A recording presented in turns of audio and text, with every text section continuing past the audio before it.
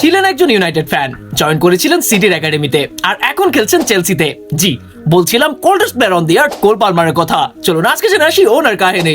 2002 সালে ইংল্যান্ডের ম্যানচেস্টার শহরে জন্মগ্রহণ করেন কোল পালমার। ওনার বাবা একজন সানডে লিগের ফুটবলার হওয়ায় ছোটবেলা থেকে ওনার ইচ্ছা জাগে একজন ফুটবলার হওয়ার জন্য।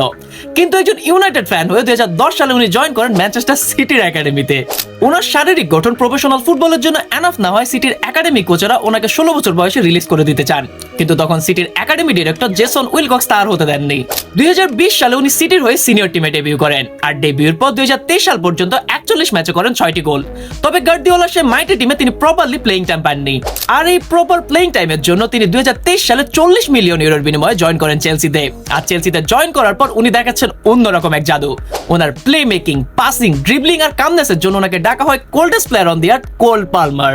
এখন আপনাকে যদি সুযোগ দেওয়া হয় লামিন ইয়ামাল আর কোল পালমারের মধ্যে একজনকে সাইন করা, তাহলে আপনি কাকে সাইন করবেন? নিচে কমেন্ট করে জানান, আর ফলো করতে ভুলবেন না কিক্স অ্যান্ড সিক্স।